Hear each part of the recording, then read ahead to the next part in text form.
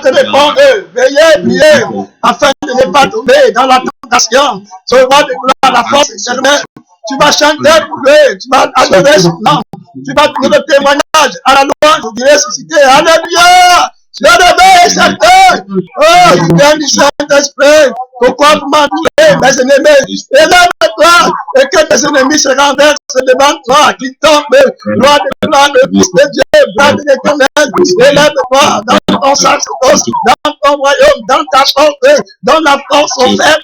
Mon Père, ranime mes pensées, esprit de gloire, esprit de conseil, esprit de bénédiction, esprit de force, dirige-moi, mon Éternel dans la moisson, le maître de la moisson, je viens pour Seigneur, je prie en ton nom, mon Père de ton puissant, j'attends le miracle, le témoignage de Jésus-Christ et l'Esprit qui a animé les prophètes, les envoyés, je prie, mon Père, de me lever avec l'évangile de Dieu, l'évangile éternel, mon Père, donne-moi la force,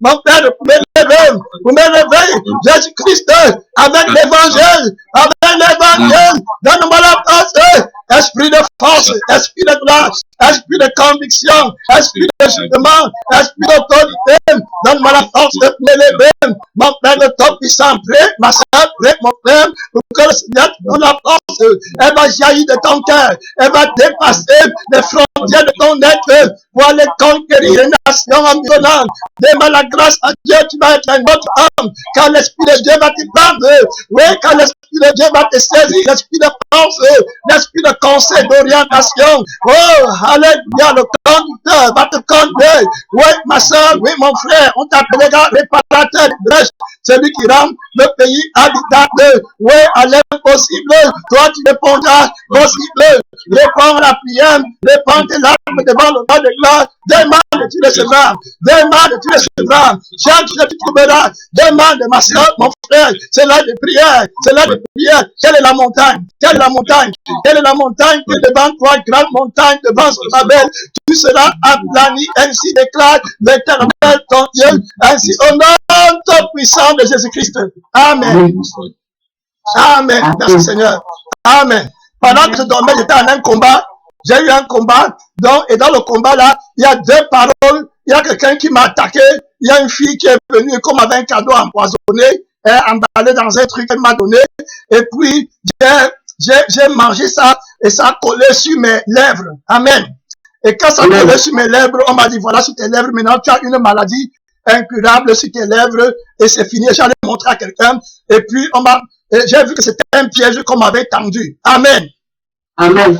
Et il y avait le truc sur ma lèvre et vrai, c'était comme quelque chose d'incurable. Je ne sais pas c'est quoi ce Seigneur, ceux qui connaissent.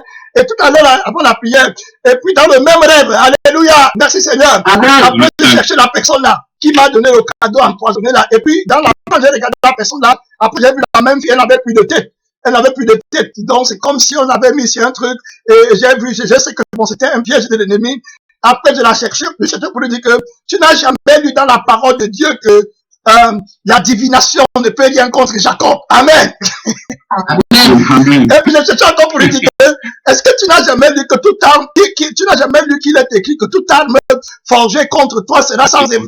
Après, elle dit, regarde-moi. Elle a commencé à faiblir, et puis la tache là qui était sur ma bouche commençait à quitter ma bouche, revenait. Amen. Que toute arme forgée contre toi, ça sera sans effet. Et quand elle disait ça, je sentais la force de Dieu jaillir à moi. Amen. La foi. Alléluia. Oui, c'est la parole. Donc je la cherchais pour la combattre avec la parole. Qui que ça peut être. Amen. L'esprit de déliage ou n'importe quoi. Amen. Amen. Gloire à Dieu. Merci Seigneur. Et dans le rêve là, je croyais peut-être que c'était une sœur en Christ. Je ne sais pas trop, je dis parce que je crois que c'est une sœur en Christ. Et moi, je lui donnais un baiser à Cola comme une sœur en Christ. Et à ma grande surprise, elle a pris mes lèvres. Vous voyez? Dans le rêve, donc elle a pris mes lèvres comme ça là. Je suis même dans quelle église? Voilà ce que je me suis dit dans le rêve là. Je dis, mais je suis même dans quelle église? C'est quoi cette histoire là? Et puis maintenant, et puis comme elle a disparu, moi maintenant je la cherchais avec la parole. Amen. Je dis que tu n'as jamais lu qu'il est écrit que la divination ne peut rien contre Jacob. Amen. Ça veut dire que tout ce qui est orchestré par les démons, que ce soit dans les lieux élevés, que ce soit sur la terre, ou que ce soit dans la terre, ou dans l'eau, ça ne peut rien contre Jacob. Amen. Gloire à Dieu. Et le Seigneur contenait une autre parole que je lui dis, tu dois jamais dire que toute arme forgée contre moi sera sans effet. Amen. Il a dit toute arme. Amen. Que les armes là viennent des démons qui sont assis dans les lieux élevés, ou bien des démons qui agissent sur la terre, ou bien des démons qui agissent sous la terre, ou bien des démons qui sont dans la mer. Parce que la Bible dit qu'il y a une bête qui va monter dans la mer, et il y a une autre bête qui va monter de la terre. Amen. Pour combattre les ennemis de Dieu. Et qui viennent n'importe où. Toutes les armes seront sans effet. Amen. Très clair, très clair. Ésaïe 54, 17. Dieu en est certain, clair. Donc, tu ne peux pas tomber sur le pouvoir de la divination. Amen. Tu ne peux pas tomber sur le pouvoir de l'ennemi. Donc, quand on dit de prier, voilà, vous voyez, et le Saint-Esprit dit prier afin de ne pas tomber en tentation. Amen. Gloire à Dieu. Il faut prier. Vous voyez des trucs comme ça. Moi, je n'ai pas préparé. Tout à l'heure, veillez, prier afin de ne pas tomber en tentation. Le Seigneur connaît les choses qu'il y a devant. Amen. Il y a trop de combats dans la vie chrétienne. Donc, toute arme forgée contre toi, que ce soit n'importe quelle arme pécheuse, il y a des gens qui viennent dans l'église avec tout genre de trucs, tu ne connais pas, ou bien ils sont dehors, ou bien ils vont venir, tu ne connais pas. Amen. Donc, toi, tu te dis ferme. Il y a les frères qui vont venir avec toi, les pasteurs qui vont venir avec toi, tu ne connais pas avec quel esprit ils viennent. Amen. Voilà, il y en a qui viennent de quitter pour le diable. Les démons sont déjà manifestés en chair maintenant pour conquérir, pour gagner les âmes. Il se passe, pasteur, il y a un frère qui a eu une vision sur l'enlèvement et il dit que quand l'église est partie, il a vu beaucoup de pasteurs qui étaient les grands pasteurs sur la terre, mais qui étaient des démons, qui étaient venus en chair, faire des miracles pour mentir aux hommes, qui étaient des dieux. Tu connais qui t'attaque, tu connais qui te met les mains sur toi, tu connais dans quelle église tu pars, tu connais les gens qui t'appellent partout, tu connais les messages que tu écoutes. Tu connais pas. Amen. Gloire à Dieu. Voilà. Donc, il faut qu'on fasse très attention. Tu vois, donc il faut te préparer il y a le combat devant. Vous voyez, et quand le frère a dit, mais toi, tu étais un démon. Il dit que oui, je suis venu pour mentir aux hommes. Il a dit qu'il a vu les présidents de la République, qui étaient les démons qui étaient venus en chair, que les gens croyaient que ce sont les humains. Ouais, à l'époque. Maintenant, quand l'église est partie, c'est manifeste. L'autre dit c'était moi, Pompidou, qui a été président en France. L'autre dit c'était moi, le pape Jean-Paul. Oui, ce n'était pas les hommes. Ce n'était pas les hommes venus comme toi. Il n'y a pas autant d'entrer au témoin là, parce qu'on a d'autres choses à faire.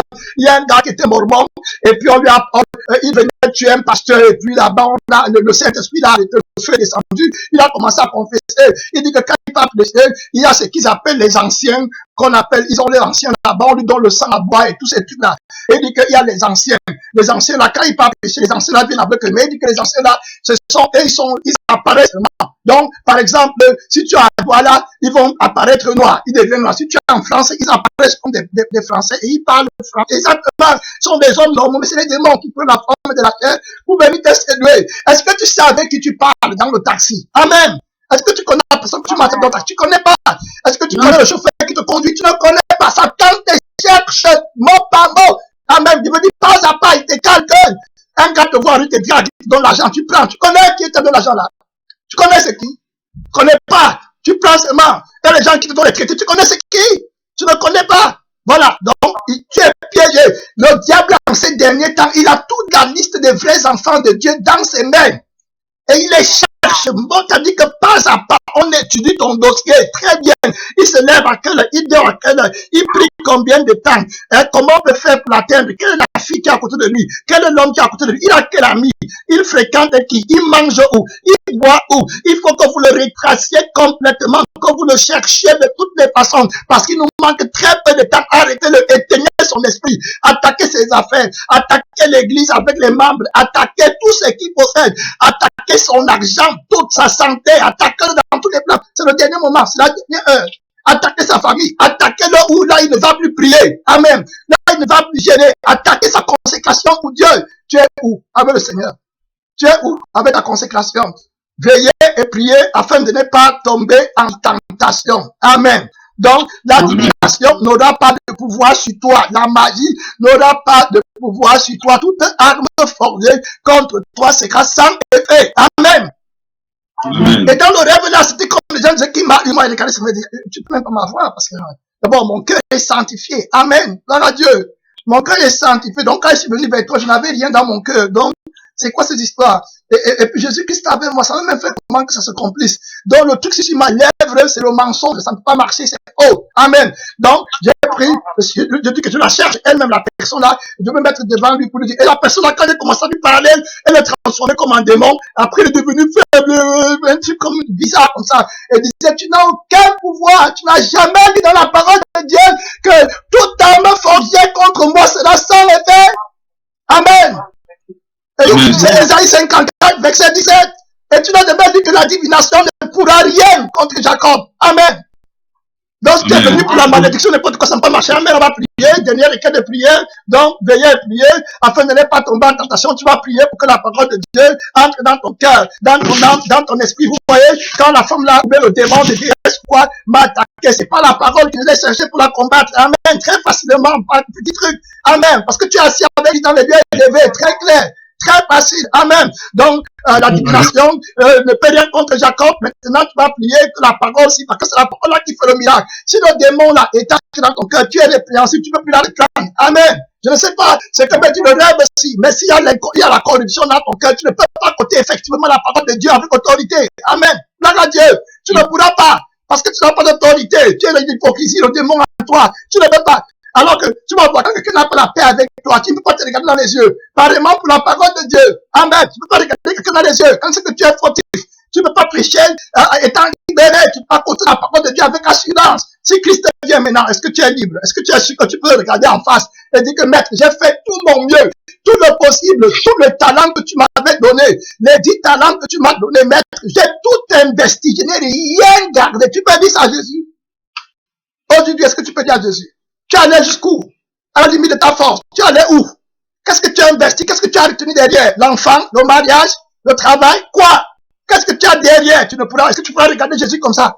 Que tous mes efforts, comme tu as dit, tu aimeras le Seigneur ton Dieu de tout ton cœur, de toute ton âme, de toute ta force, de toute ta pensée, de toute ta sagesse. Maître, voilà, j'ai tout mis à comme tu vois là, voilà toute la force, tout ce que tu m'avais donné.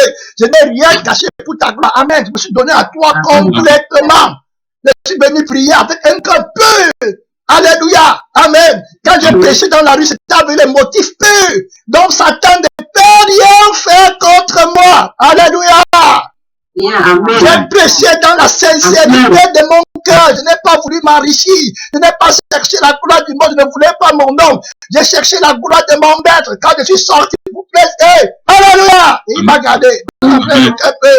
Le prince du monde est venu vers Jésus, lui a trouvé les mains vides. Alléluia, vides. Tu as quoi dans les mains? Qu'est-ce que le diable a dans tes mains? Tu as quoi? Du diable dans tes mains.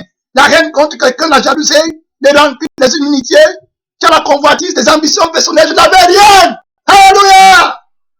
Amen. Je n'avais rien, aucune ambition. Jésus m'a dit que je vais mourir pauvre. Je n'emporte rien, aucun membre, rien, pas d'église, pas de conférence, pas de révélation.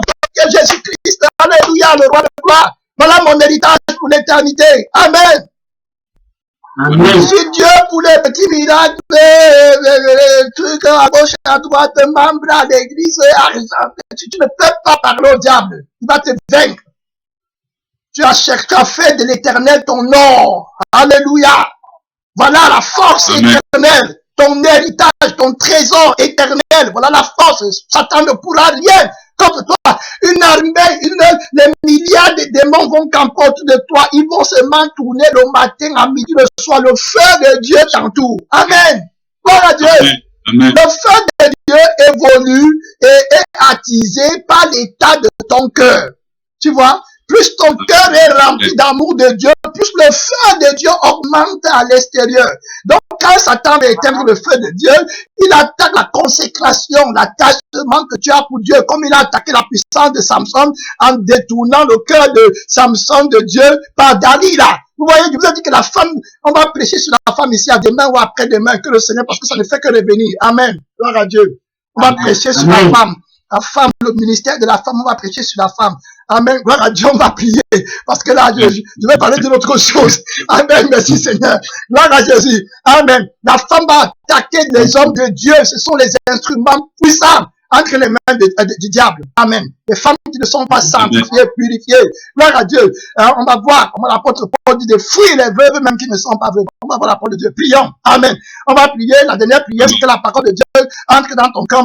On va prendre 15 minutes de plus. Donc, mettons nos pensées, qu'on va prendre 15 minutes de plus parce que je vais finir le message de l'adultère d'hier. Donc, on va prier pour que la parole entre dans nos cœurs. Amen. Amen. Père Tout-Puissant, prie pour que la parole de Dieu entre dans ton cœur, dans ton âme, dans ton esprit, pour que tu obtiennes la puissance de lutter contre les forces de la mer, les forces des eaux, les forces qui sont dans le deuxième ciel. Prie pour que le roi de gloire implante sa parole dans ton cœur. Alpha, Oméga, principe de la création de Dieu. Nous demandons la grâce que ta parole pénètre dans les âmes. Jésus-Christ, qu'elle pénètre dans les âmes qui vont entendre, écouter. Esprit de notre Père qui est dans le ciel, nous prions que tu parles, car la parole est à toi et cette bouche est à toi seul. Père de ton puissant, mon Père, aucune déesse, aucun esprit d'erreur dans le droit sur cette bouche est t'appartient. Tu as dit ce qui sépare, ce qui est vrai de ce qui est précieux. Tu seras comme ma bouche, Père, de prendre contrôle. Père, de prendre contrôle. Seigneur puissant, Jésus-Christ libère les consciences, libère les pensées, libère les esprits captifs, les pensées captives, ramène-les à l'obéissance de la parole de Dieu. Que la gloire, que la gloire, que l'adoration, que la victoire, oh mon Père, ne devienne qu'à toi seul pour des siècles éternels, au nom tout puissant de Jésus-Christ. Amen. Amen. Amen. Merci Seigneur, gloire à Dieu. Donc, on a gloire à Dieu, pour ce lundi, on est en train d'étudier la parole de Dieu. On a commencé le dernier message, la partie 1. Mon ami, mon frère, ma soeur, toi qui m'écouteras, quand tu écouteras cette cassette, il faut que tu aies d'abord écouté la première partie de cet enseignement, qui est sur le divorce, le remariage, la restitution, voilà, du partenaire d'autrui. Voilà, il faut que tu ailles d'abord écouter le premier message là, afin de venir prendre ce message-ci, parce que les détails, certains détails sont donnés dans ce message-là, dans la partie 1 de ce message. Voilà, que le Seigneur nous garde. La fois dernière, nous avons commencé, on a parlé la semaine ou bien, mettons ça hier, disons hier. Voilà, on a parlé de l'adultère, on a parlé du mariage, on a parlé de beaucoup de choses dans la parole de Dieu. Et j'étais parti du fait que j'ai donné l'exemple précis, comment il fallait faire pour comprendre l'adultère. Que veut dire l'adultère? Que veut dire le mariage? J'avais dit qu'il fallait partir de l'enseignement de Jésus-Christ et s'illustrer et se tenir sur le mariage de l'agneau, le mariage de Jésus, le seul mariage sur lequel tu dois te tenir pour ne pas commettre d'erreur. En ce qui concerne l'enseignement du mariage, c'est le mariage de Jésus-Christ. Donc, avec l'Église.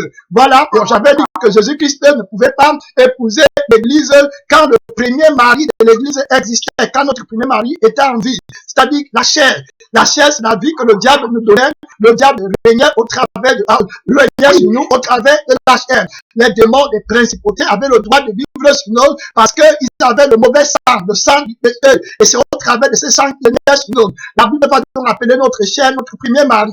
Et Christ, donc, quand il va vouloir nous prendre à lui pour faire de nous son épouse, il va d'abord avoir la responsabilité de tuer le premier mari qui est la chair. Voilà, parce qu'il ne peut pas nous épouser tant que notre premier mari vit encore. S'il nous épouse, quand notre premier mari vit encore, il est adultère. Il n'a pas le droit parce que nous sommes également mariés au diable de par la vie même et de par le sang que nous avons et de par l'esprit que nous avions avant. C'est ça que l'apôtre Paul parle dans le livre d'Éphésiens 2. Il dit que nous tous qui marchons avant par l'esprit de la rébellion, comme des enfants de la perdition. Amen. Christ nous a rachetés de cette mauvaise vie par sa mort. Donc, il a enlevé, il a tué notre premier mari qui est la chair. Amen. Et il est ressuscité en nous recréant en lui-même avec une autre vie et pour que nous entrions dans la nouvelle alliance qui est son sang. Amen. Dans la Dieu. Donc, on a dans la nouvelle alliance et puis maintenant, on va vivre par sa puissance, on va être libéré de notre premier mari. Et là, Christ peut célébrer son mariage devant le Père et ne pas être dans la position de l'adultère. Donc, pour que le mariage de Jésus-Christ soit officialisé par le Père Tout-Puissant, il fallait que le premier mari qui est la chair meure, afin que le Père maintenant puisse accepter ce mariage et nous envoyer le Saint-Esprit. Amen. Pour que nous vivions maintenant par le Saint-Esprit et que nous ne vivions plus par les démons. Gloire à Dieu. Nous vivons par le Saint-Esprit parce que Jésus-Christ a versé son sang et par le sang de Jésus, nous avons une nouvelle vie. Par contre, l'Esprit qui donne la vie au sang de Jésus, c'est le Saint-Esprit. Donc, on est marié à Christ. La Bible dit que celui qui est uni à Christ est avec lui un seul esprit. Amen. Gloire à Dieu. Merci Seigneur. Donc voilà l'enseignement voilà le fondement de l'enseignement sur le mariage et sur l'adultère. Donc toute personne qui va s'engager dans un mariage, lorsque le premier partenaire de cette personne-là ou bien de son conjoint vient encore, cette personne-là est dans l'adultère. On est parti du fait que donc Dieu ne connaît pas de remariage. Il n'y a pas de remariage tant que l'autre partenaire est encore en vie. Tant que le partenaire en vie, que ce soit pour n'importe quelle raison, le mariage là ne sera pas accepté devant Dieu. On avait dit que le Seigneur autorise la répudiation seulement en cas d'infidélité d'un partenaire. Donc quand le partenaire est infidèle, si tu découvres que ton partenaire est infidèle et que tu as les preuves de son infidélité, tu as le droit de le quitter, mais il y a le droit parce que tu peux bien pardonner à cette personne, tu peux lui pardonner si tu veux bien. Bon, mais si tu ne veux pas pardonner à cette personne-là, voilà, vous vous séparez, mais tu n'as pas le droit de te marier. C'est bien expliqué dans la première partie du message. Pour ceux d'entre vous qui n'ont pas d'explication approfondie, vous pouvez aller dans la première partie du message pour bien entendre, pour bien comprendre. Donc, tu n'as pas le droit de te marier. Tu dois rester seul. Si tu te sépares de ton premier mariage, tu n'as pas le droit. Tant que ton premier partenaire vient encore. Mais s'il meurt, tu es dégagé de la loi. Tu peux regarder au livre de Romains 7, tu peux regarder dans 1 Corinthiens 7 et tu vas voir l'apôtre Paul a enseigné là-dessus. Il dit aussi que il ne permet pas si, il dit même que le non-croyant et le croyant, vous pouvez vivre ensemble et sans se séparer à cause du manque de consécration ou bien de sanctification de l'autre partenaire. Et j'avais dit que cette éventualité n'était possible que lorsque le couple est entré, lorsque le couple s'est marié sans avoir connu Christ. Maintenant, après qu'un des partenaires ait connu Christ, voilà, ils vont être peut-être, c'est là où on va trouver la situation où il y a un croyant un couple croyant, où l'un des partenaires est croyant et l'autre n'est pas croyant. Ce n'est qu'à ce moment-là qu'on va trouver une telle possibilité. Et l'apôtre Paul dit, lorsqu'une telle chose se présente, ce n'est pas la peine de se séparer de ton partenaire. Voilà, mais si le non-croyant, lui, va se séparer, il est libre de partir.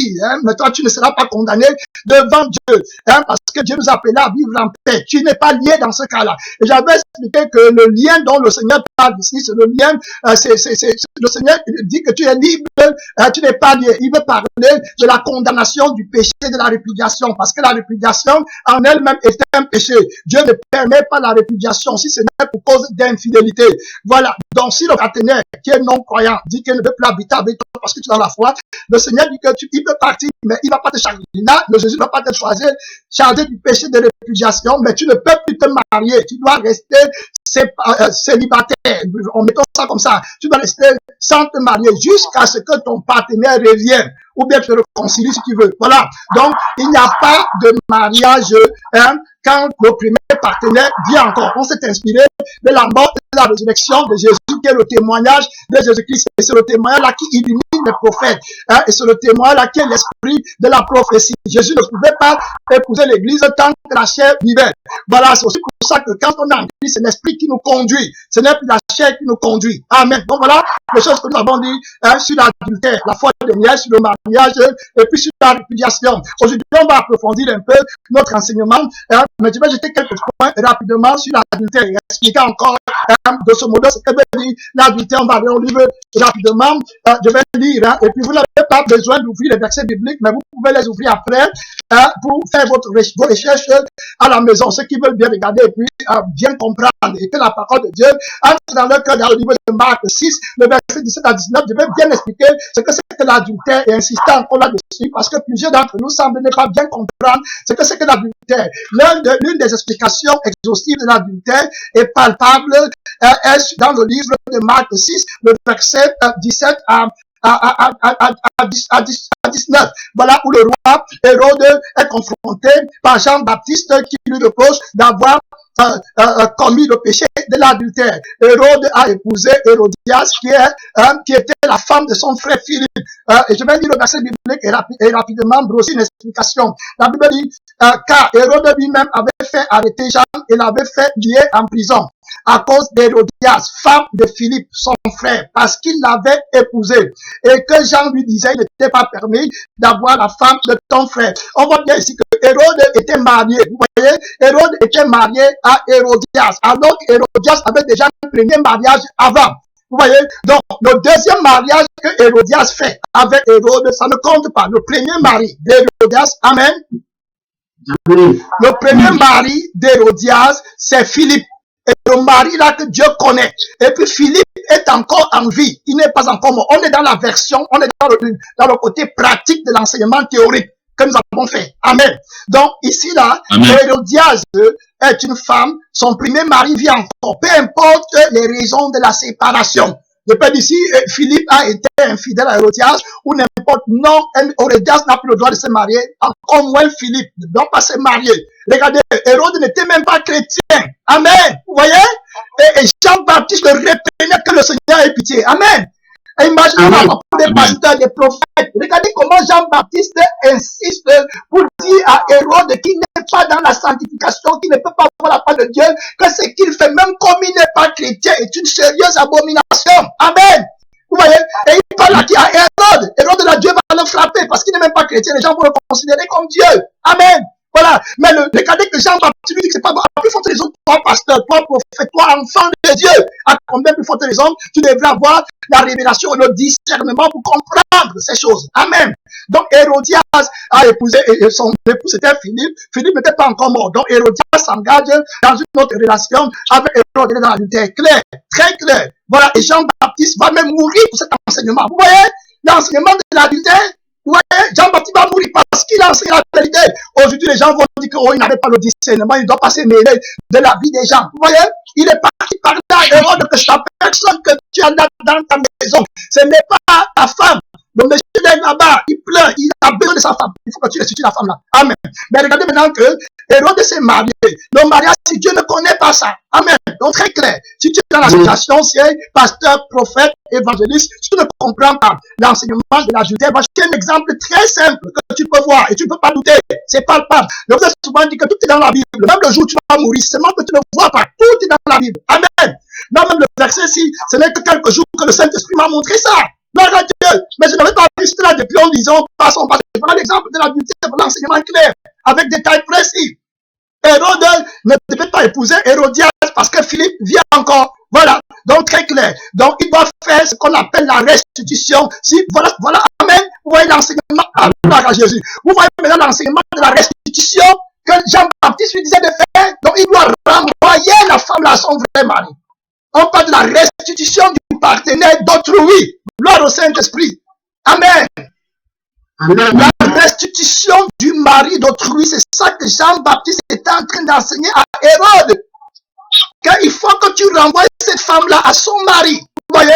Donc, si tu es dans la situation-là, pasteur, prophète, évangéliste, ma soeur, surtout les sœurs, hein, voilà, parce que ces trucs-là suivent beaucoup les sœurs, hein, agités par beaucoup de trucs-là qui cherchent la Bible. Il dit que tu dois aller faire la restitution. Tu dois partir. Si c'est le mari de l'autre, tu dois le laisser.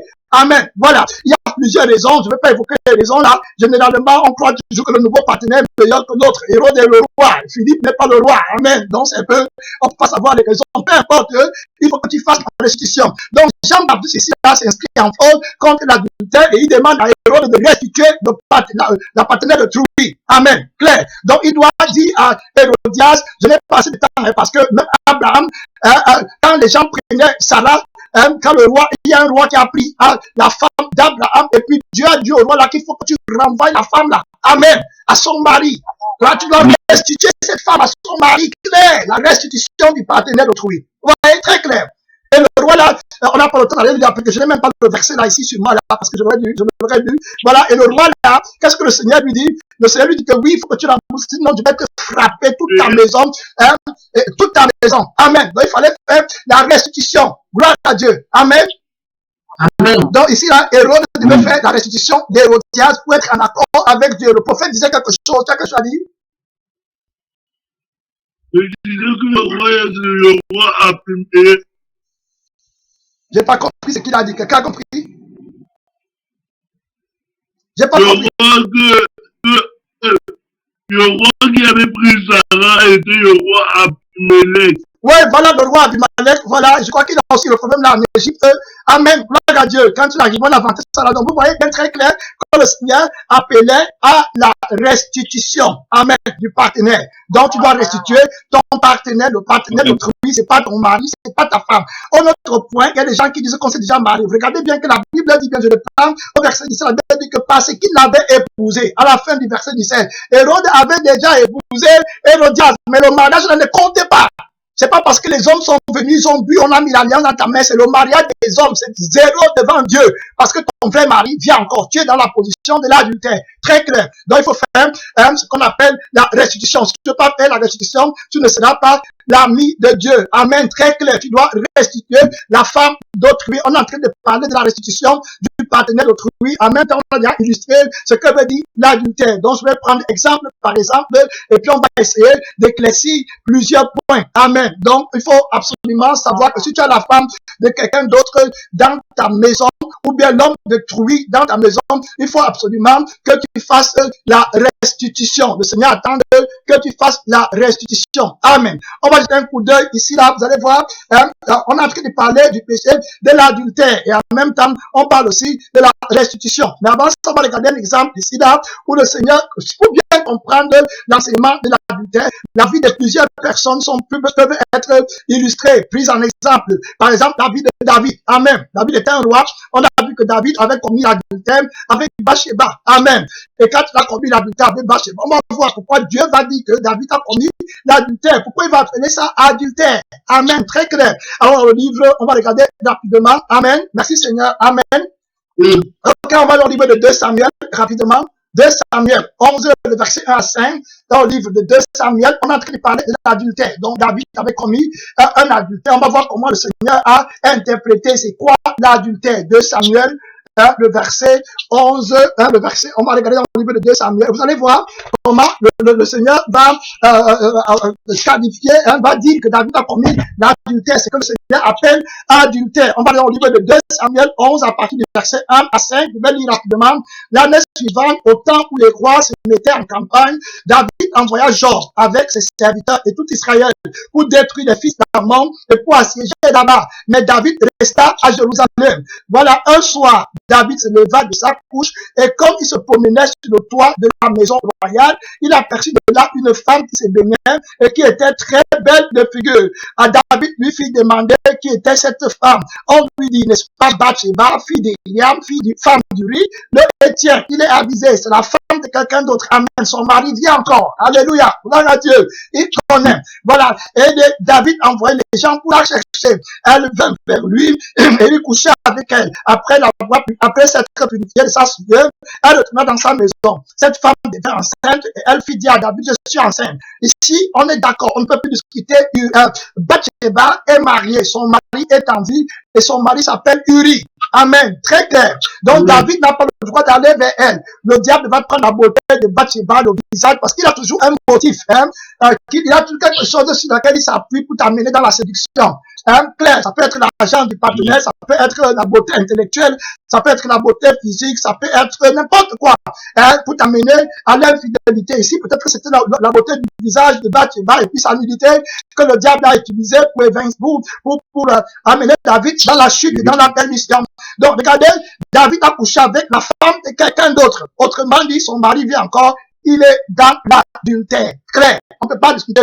Maintenant, Dieu va punir ce péché dans la vie de David parce que David est dans l'adultère. On va regarder dans le livre de, allons-y dans 2 Samuel, on est dans 2 Samuel 12. Amen. Gloire à Dieu. Je n'ai pas le temps de lire tous les versets. Le Seigneur va envoyer le prophète Nathan pour confronter David sur son péché. Vous voyez, David, après avoir commis ce péché, je ne vais pas lire tous les versets parce que je suis en train de suivre un objectif. Amen. Donc, je ne vais pas lire tous les versets, mais vous pouvez lire après moi. Dans 2 Samuel 11, si vous lisez tout le chapitre, vous allez voir que le Seigneur va envoyer, donc David, après avoir commis le péché sexuel avec la femme d'autrui, la femme là va tomber enceinte parce que le diable planifie toujours. Amen. Lui planifie toujours. Il va faire que tu convoites la femme de quelqu'un d'autre. Lui partait peut-être seulement pour faire le plaisir sexuel, mais il ne savait pas que la femme devait concevoir. Maintenant que la femme a conçu, David va, parce que le mari de cette femme est en guerre. Amen. Il n'est pas à la maison. Donc, David a fait que la femme a couché avec cette femme et la femme dit qu'elle a conçu. Donc, ce que David va vouloir faire, il va chercher à couvrir le péché là. Amen. parce que la femme a conçu. Donc il faut que son mari revienne à la maison de la guerre pour aller coucher avec sa femme à la maison. Et comme ça, il n'aura pas d'arrière-pensée si après la femme lui dit que je suis enceinte. Amen. Vous voyez, voilà le plan de David. David lui ne veut pas tuer Uri. Maintenant, David envoie qu'on appelle Uri. Uri vient le visiter à la maison. Donc Uri va quitter le champ de bataille pour venir voir David. David va lui dire, va dans ta maison, reste un peu, puis tu vas revenir. Parce que David voulait qu'il aille coucher avec sa femme et qu'il revienne. Mais Uri maintenant aime beaucoup David et il aime beaucoup Dieu. Amen. Et se dit que les hommes de Dieu sont en train de combattre dans les champs. Moi, je vais rentrer pour coucher avec ma femme. Non. Loin de moi, une telle pensée. Je préfère moi rester dans la maison du roi. Donc le roi, David lui donne à boire. Il enivre pour que Uri perde redresse de sa fermeté pour aller avec sa femme. Mais Uri n'est pas parti de sa femme. Donc David était coincé le matin. Maintenant, il écrit une lettre au commandant de l'armée, au chef de l'armée, Job, pour qu'on tue Uri. Voilà, c'est comme ça qu'il sera obligé de tuer Uri. Vous voyez un peu? Donc, le maître, comment David va le tuer? Il n'avait pas pensé. Il faut qu'il tue Uri, parce que quand Uri va venir de la guerre, il va voir que sa femme enceinte et tout. Donc, il préfère effacer. Et le diable travaille vite. Au fait, David va commettre l'adultère, il va commettre le meurtre. C'est comme ça que Satan travaille. Regardez un homme à qui Dieu a dit que tu es un homme d'après mon cœur. Regardez comment Satan le prend par la femme. Amen. On aura le temps de développer le chapitre de la femme. Vous aurez peur des femmes qui ne sont pas sanctifiées. Amen. Et qui ne sont pas crucifiées. Je vous dis la vérité. Toute femme qui n'est pas sanctifiée est très dangereuse. Je dis que très dangereuse. Dalila, tout ça, vous allez voir comment elles ont affaibli les hommes de Dieu terriblement. Regardez comment David, homme de Dieu, onction royale, roi d'Israël, bien aimé de l'Éternel, les cris, les sommes et tout. Le Seigneur a dit qu'il va mettre sur son trône. Son trône sera un trône éternel, le fruit de ses entrailles. Amen. Jésus-Christ va venir sur le trône, sur la descendance de David, de la tribu de David. Amen. Mais regardez le péché qu'il va le commettre, jusqu'à tuer quelqu'un. Regardez l'injustice dans laquelle Satan va le mettre. Dans laquelle Satan va l'engloutir. Vous voyez un peu? Donc voilà comment David va commettre l'adultère. Bon, on revient ici. Le Seigneur va envoyer le prophète Nathan pour dire à David que tu as commis l'adultère et puis tu as tué quelqu'un. Donc le Seigneur va le charger du péché d'adultère. Je vais aller rapidement de Samuel 12. Donc vous voyez les détails. Le prophète Nathan va lui dire à partir du verset 7 au verset 10. Il va lire. Et Nathan dit à David, tu es cet homme-là. Ainsi parle l'Éternel, le Dieu d'Israël. J'étais un roi pour Israël et j'étais délivré de la maison de Saul. J'étais mis en possession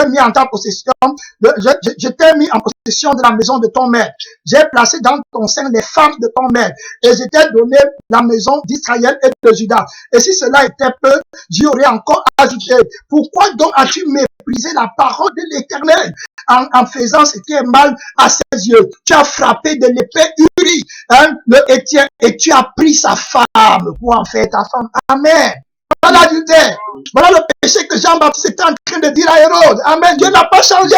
Amen. Hérode a dit de Jean-Baptiste, lui a dit voilà.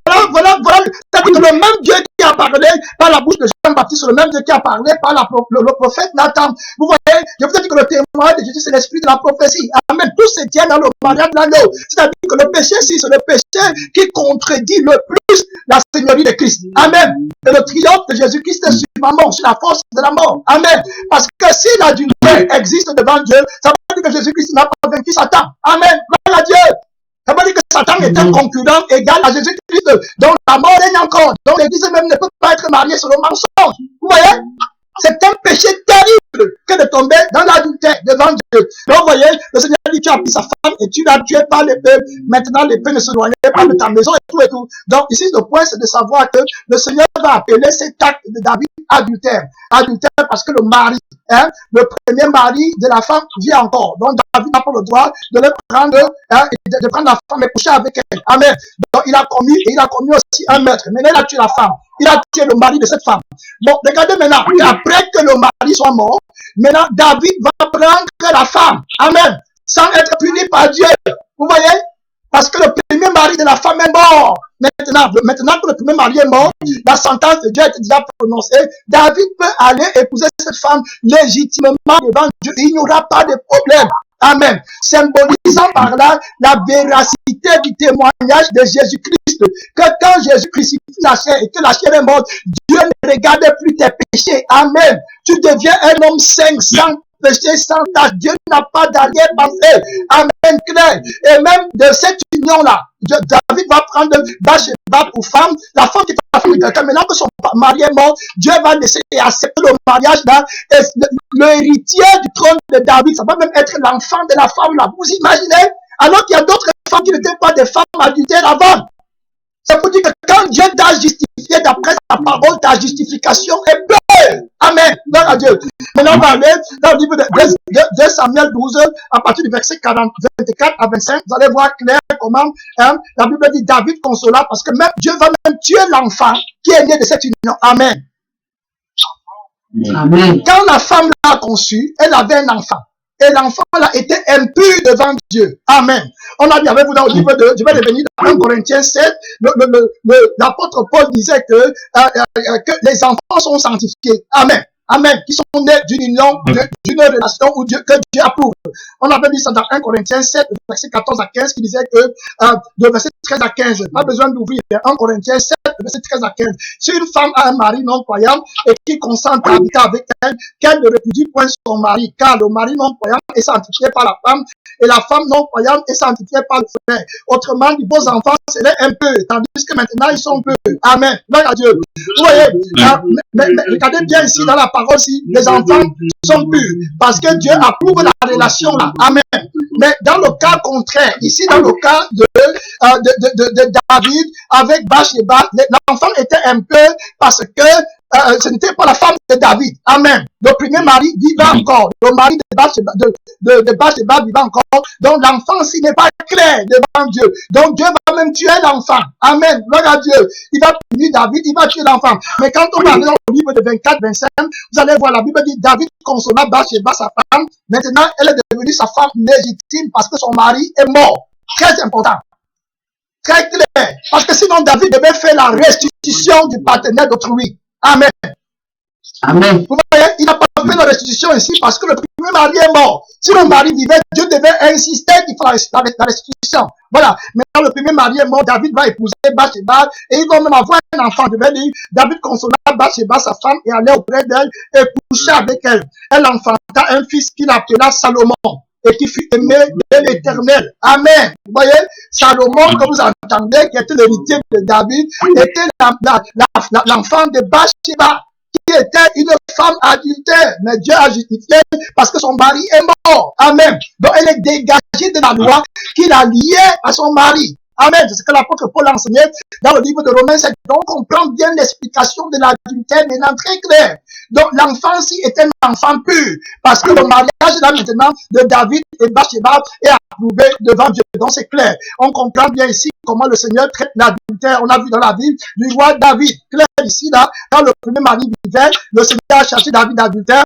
Maintenant que le mari est mort, le Seigneur Jésus-Christ a reconnu le mariage. Il les a même bénis avec un enfant. Et c'est l'enfant-là qui a sur le trône. Donc la vie de l'enfant là est claire. Dieu n'a pas d'arrière-pensée quand il te justifie, quand il te purifie. On va aller dans un autre exemple. Rapidement, on va encore voir la vie de David. David avait épousé une femme qu'on appelait Michal, qui était la fille de Saul, le roi Saül. Le roi Saül avait une fille qu'on appelait Michal. David allait l'épouser. Et voilà, après un moment, ils vont se séparer. On va regarder ça rapidement dans le livre de 1 Samuel 18, verset 27. Rapidement, 1 Samuel 18, verset 27. On est en train de comprendre l'adultère à la lumière de la vie de David, parce que David avait beaucoup aimé les femmes, et l'esprit de l'adultère le combattait beaucoup. Je me rappelle avec l'histoire d'Abigail, automatiquement quand Nabal est mort, David a envoyé, qu'on a cherché Abigail pour qu'Abigail devienne sa femme. Vous voyez, David aimait beaucoup les femmes. Vous voyez, et c'est ça. Donc l'esprit de l'adultère le guettait déjà depuis longtemps. 1 Samuel 18, verset 27, on parle de Michal, la fille de Saul. On va voir que David l'avait épousée. Je crois que c'est la première femme de David. Voilà, et David a même payé la dot avec 200 prépuces des Philistins. 1 Samuel 18, verset 27, la Bible dit, avant le terme fixé, David se leva, partit avec ses gens et tua 200 hommes parmi les Philistins. Il apporta leurs prépuces et en livra au roi le nombre complet afin de devenir gendre du roi. Alors, Saül lui donna pour femme Michal, sa fille. Amen. Donc, on prend ici que David a épousé Michal, la fille de Saül, il a payé la dot. Il s'est marié avec elle. Maintenant, on va voir, il y a un moment dans la vie de David où David sera obligé de fuir et de quitter Michal parce que Saül va chercher à lui ôter la vie. Donc, David va fuir. Et quand il va fuir, il sera obligé de laisser sa femme. Et puis, le père de cette femme-ci va prendre la femme et donner à quelqu'un d'autre. Amen. Gloire à Dieu. Voilà, on va lire dans le verset 11, 1 Samuel 19, verset 11. On va lire Saül envoya. Ok, Saül envoya des gens vers la maison de David pour le garder et pour le faire mourir au matin. Mais Michal, femme de David, l'en informa et lui dit, si tu ne te sauves pas cette nuit, demain tu es mort. Vous voyez, donc David va partir, va quitter sa femme et il va laisser sa femme. Mais son père va prendre sa femme et il va donner sa femme à quelqu'un d'autre. On va regarder rapidement dans la parole de Dieu. Vous allez voir que après David va prendre sa première femme et le Seigneur ne va pas charger David du crime d'adultère parce que c'était sa femme devant Dieu. Amen. La femme légitime. Allons au livre de 2 Samuel 3. 2 Samuel 3. Allons-y rapidement au livre de 2 Samuel 3, 11, 16. 2 Samuel 3, le verset 11 à 16. Maintenant, quand David va devenir roi, il va demander qu'on lui fasse revenir sa première femme. Vous voyez? Alors que cette femme-là est déjà mariée à quelqu'un d'autre. On parle ici de Michal, la fille du roi Saül. Vous voyez? Bon, maintenant, le roi Saül a déjà pris la femme de David et il a donné cette femme à quelqu'un d'autre. Mais David va revenir demander qu'on lui ramène sa femme. Parce qu'il a adopté la femme et il est le premier mari de cette femme. Et Dieu va reconnaître cette revendication et il ne va pas frapper David d'adultère. Amen. Gloire à Dieu. Voilà un exemple palpable pour comprendre à la lumière de la parole de Dieu que ton vrai mari, c'est le premier mari. Amen. Que tu avais eu. Voilà, c'est le premier mari. Donc, si tu vas t'engager dans notre relation, le mari ne compte pas. Cette femme qu'on appelle Michal avait eu un autre mari après David. Mais comme David vivait encore, le mariage là ne comptait pas. Donc, voilà l'exemple palpable. Voilà, je vais lire à partir du verset 12 au verset 15. La Bible dit, Abner envoyait des messagers à David pour lui dire de sa part, à qui est le pays? Fais alliance avec moi et voici ma main t'aidera pour tourner tout Israël vers toi. David répondit, bien, je ferai alliance avec toi, mais je te demande une chose, c'est que tu ne voies pas ma face, à moins que tu ne m'amènes d'abord Michal, fille de Saul, en venant auprès de moi. Amen. Vous voyez, Michal, fille de Saul, c'est la fille que David avait épousée. Maintenant, David veut prendre sa femme, donc il faut que sa femme lui revienne, alors que cette femme est déjà mariée. Dieu aurait dit à David, non, ce n'est pas ta femme, mais Dieu ne va rien dit. Alors que dans le cas de Uri, Dieu a intervenu. Mais dans le cas, si Dieu n'intervient pas, il va laisser que David prenne sa femme. Ça n'a rien dit, parce que David est le mari légitime de cette femme. Maintenant, devant Dieu, quand je parle de la légitimité, si c'est devant Dieu, parce que les hommes ont leur droit. Voilà, la Bible dit au verset 14, et David envoya des messagers à Ish-Bosheth, fille de Saul, pour lui dire, donne-moi ma femme Michal. Amen. Voilà. Que j'ai fiancé pour 200 prépuces des Philistins. Alors qu'elle est mariée déjà à quelqu'un. Regardons. Ish-Bosheth la fit prendre chez son mari. Voilà le nom du mari de la femme, la Paltiel, fils de Laïch. Vous voyez? Elle était dans un deuxième mariage qui ne comptait pas devant Dieu. Parce que son premier mari vit encore. Vous voyez?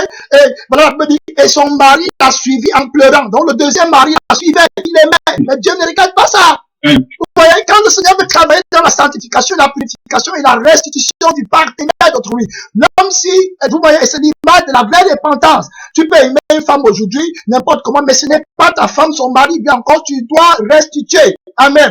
Tu vas pleurer, tu auras mal, mais tu dois la laisser partir, parce que c'est la parole de Dieu. Voilà, la Bible dit, Ish-Bosheth la fit prendre chez son mari Paltiel, fils de Laïch, et son mari l'a suivi en pleurant jusqu'à Bachorim. Alors, Abner lui dit, va, retourne le temps, et il s'en retourna. Abner, voilà, c'est clair. Vous voyez, donc, David a repris Michal, fille de Saul, fille du roi Saül. Amen. Qui était sa première femme, et puis il était le premier mari de cette femme. Vous voyez, ici, Dieu n'a pas frappé David d'adultère, parce que David était le premier mari de cette femme, et c'est le seul mari que Dieu reconnaît, parce que David est encore en vie. Si David était mort, le deuxième mariage aurait compté. Mais David n'était pas encore mort. Donc on voit la lumière de la parole de Dieu claire que lorsque le premier mari vient encore, tu ne peux pas t'engager dans une relation autre devant Dieu. Très clair. On voit aussi à la lumière de la parole de Dieu qu'on va faire la restitution. Voilà, clair, du partenaire d'autrui. Le Seigneur impose. Vous voyez comment, ici c'est clair. Vous voyez encore un exemple de restitution palpable. On a vu que Jean-Baptiste a prêché à Hérode la restitution du partenaire de Philippe. Vous voyez, ici là, voici David, voici le chef de l'armée du roi Saül qui s'appelait Abner, qui exige que Paltiel fasse la restitution de la femme de David. Amen. Et qu'il amène la femme de David. Et puis voilà, cette femme, Michal, qui va aller retrouver son premier mari. Très clair, Dieu n'a pas changé. C'est le même enseignement, on va aller dans le livre d'Esdras 10. Rapidement, je crois que c'est l'un des derniers versets qu'on va lire avant de prier. Esdras, après le livre de Chroniques, on va regarder rapidement. Et vous allez voir comment les enfants d'Israël, après qu'ils soient partis en captivité, ils ont commis un grand péché. Ils ont pris les femmes étrangères avec eux. Et ici, là, le Seigneur leur a demandé de faire la restitution par le frère Esdras. Esdras était un sacrificateur qui enseignait la parole de Dieu. Il va exhorter les sacrificateurs à aller faire la restitution des femmes, c'est-à-dire à renvoyer ces femmes-là qui sont des femmes étrangères. Voilà, ils ont restitué, ils ont obéi. Donc le Seigneur n'a pas changé. On va regarder rapidement dans la parole de Dieu, très clair. Je n'ai pas le temps de lire tous les versets, mais je vais lire quelques versets. Voilà, gloire à Dieu. On va dans Esdras 10. Amen. Esdras 10, je vais lire à partir du verset 1 jusqu'au verset 4. Rapidement, la Bible dit ceci là, c'est les enfants d'Israël qui étaient partis épouser des femmes étrangères lorsqu'ils étaient en captivité. Des femmes étrangères ici symbolisent les femmes qui ne sont pas dans le sang de Jésus-Christ. Amen. Voilà. Et le cas de la restitution, ici là, ça s'impose au niveau d'une femme que tu as épousée qui est dans le sang de l'adultère. C'est-à-dire que son premier mari vient encore et elle s'unit avec toi. Tu dois faire la restitution, tu dois la renvoyer. C'est une femme étrangère parce qu'elle vient à toi avec un sang teinté de péché, le sang de l'adultère. Son premier mari vient encore et le sang là n'est pas bon. Amen. Donc elle doit être restituée. Elle est une femme étrangère. Vous voyez, elle n'est pas sanctifiée d'après les règles qui régissent le mariage devant Dieu. Donc parce qu'elle a son partenaire en vie, tu dois la restituer, tu dois restituer, faire la restitution. Ça veut dire que tu dois laisser partir, tu dois la renvoyer. Amen. Gloire à Dieu. Elle n'est pas ta femme.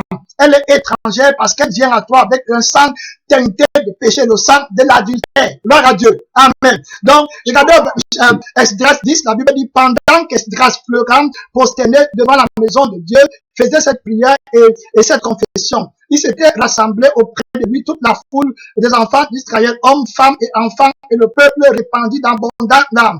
Alors, Shenakia, fils de Jétiel, d'entre les fils de l'âme, prit la parole et dit à Esdras, nous avons péché contre notre Dieu en nous alliant à des femmes étrangères qui appartiennent au peuple du pays. Amen. N'a péché. Une femme étrangère, son mari vient encore dans le contexte-ci. Ce n'est pas ta femme. Femme étrangère, c'est pas que c'est une blanche ou bien non, ce n'est pas ça. Ça, c'est les corruptions d'entraînement. Femme étrangère dans le contexte, c'est qu'elle est étrangère à l'alliance qui est dans le sang de Jésus. Amen. Qui dit que quand son premier mari vient encore, elle ne peut pas se marier. Donc, si elle vient à toi, quand son premier mari vient encore, c'est une femme étrangère parce qu'elle agit dans un autre sang. Amen. Donc, tu la renvoies. Voilà, clair à Dieu, c'est bien, gloire à Dieu. La Bible dit donc, ils ont péché, regardez, mais Israël ne reste pas pour cela sans espérance. Tu vois, donc il y a une espérance. Si tu es dans cette situation-là, que tu as la femme de quelqu'un, tu as le mari de quelqu'un, il y a les pasteurs là-bas qui ont vécu en Europe, quand ils arrivent en Amérique parce qu'ils veulent les papiers ou la vie est difficile, ils commencent à dire qu'ils n'ont pas de femme, un truc comme ça. Ils prennent une autre jeune fille, et puis l'enceinte de la fille, et puis voilà, ils font des enfants, un mariage fictif comme ça là, et puis la fille se retrouve, tu vas faire la restitution, si c'est toi la femme qui est mal prise, tu dois faire la restitution sur le mari, tu dois faire la restitution, tu dois te débarrasser, tu ne dois pas, Jésus a dit que si tu aimes ton mari plus que moi, tu n'es pas digne de moi. Dans le verset 3 dit, faisons maintenant une alliance avec notre Dieu pour le renvoi de toutes les femmes, amen, de toutes ces femmes, regardez, et de tous, et de leurs enfants, selon la vie de mon Seigneur, et ceux qui tremblent devant les commandements de notre Dieu, et que l'on agisse d'après la loi. Lève-toi, car c'est ta fête, et regarde, nous serons avec toi. Prends courage. Vous voyez, Esdras a parlé de la volonté de Dieu, de la parole de Dieu. Ils se sont répandus. Amen. Ils ont fait la restitution. Regardez, dans le verset 17 au verset 19, on va bientôt prier. Le verset 17 au verset 19, la Bible dit, le premier jour du premier mois, ils en finirent avec tous les hommes qui s'étaient alliés à des femmes étrangères. Parmi les fils des sacrificateurs, il s'en trouva qui s'étaient alliés à des femmes étrangères. Les fils des sacrificateurs, c'est les pasteurs, les prophètes, les évangélistes, même eux. Vous voyez, dans le même péché. Voilà, il dit qu'ils s'en trouvaient, qu'ils s'étaient alliés à des femmes étrangères, des fils de Josué. Josué, là, c'est le grand prêtre, même peut-être. Voilà, fils de Josadak et de ses frères Massaja, Eliezer, Jarib et Gedalia, qui s'engageaient en donnant la main à renvoyer leurs femmes et à offrir un bélier en sacrifice de culpabilité. Amen. Gloire à Dieu. Ils ont renvoyé les femmes là. Les gens qui sont avec le sang étranger, le sang de l'adultère, le sang du péché, voilà, ce n'est pas ta femme, c'est une femme étrangère au sang de l'alliance. Amen. Donc tu vas la chasser. Le mari là, qui vient à toi, alors que sa première femme vient encore. Il vient à toi avec un mauvais sang, le sang de l'adultère, tu dois le chasser. Ce n'est pas ton mari, tu dois le renvoyer. Amen. Gloire à Dieu, tu dois rompre un tel mariage. Le Saint-Esprit nous a enseigné, on va prier.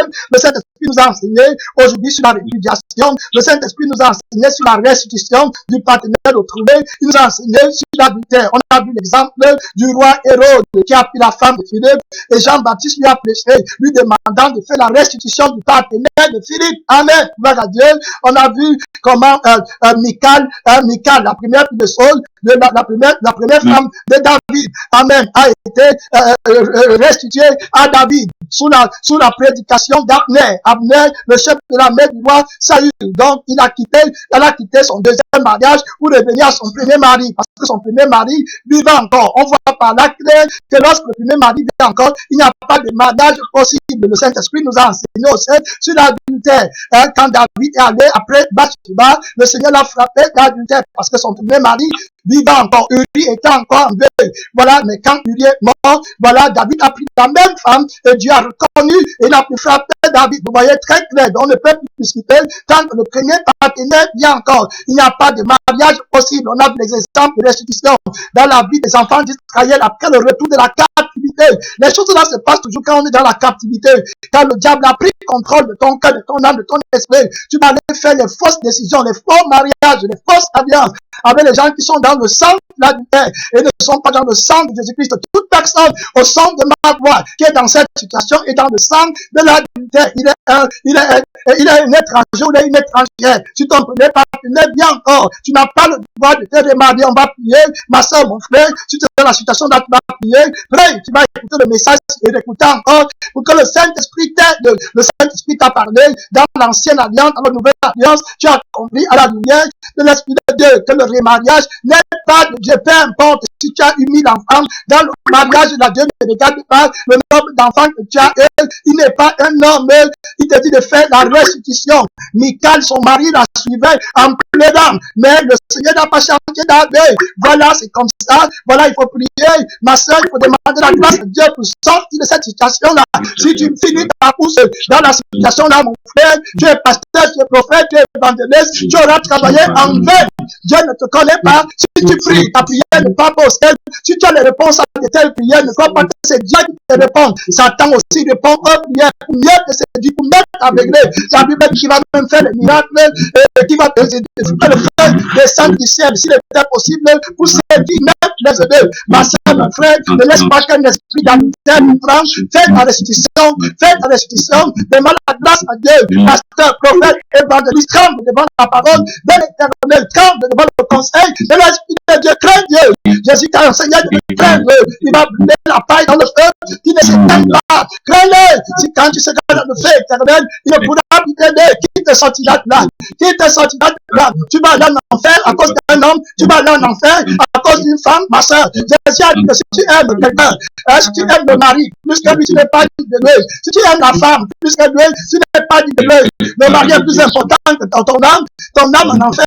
Répands-toi. Il y a des gens qui ont fait des programmes de restitution. Oui, ma soeur, restitue le mari là. Oui, mon frère, restitue la femme là. ce n'est pas ta femme, c'est l'heure de prière, c'est l'heure de craindre, jeûne et prie. La parole va entrer dans ton cœur, jeûne. Toi là qui t'écoutes, jeûne et prie. C'est lui le roi de gloire, il va te donner la force de faire la restitution. Que la gloire, Seigneur Tout-Puissant, que l'adoration, que la victoire, que le mérite, que l'éloge, l'admiration ne reviennent qu'à toi seul, toi qui es et qui étais, et toi qui viens maintenant et pour des siècles et des siècles. Au nom puissant de notre Seigneur Jésus-Christ, nous prions.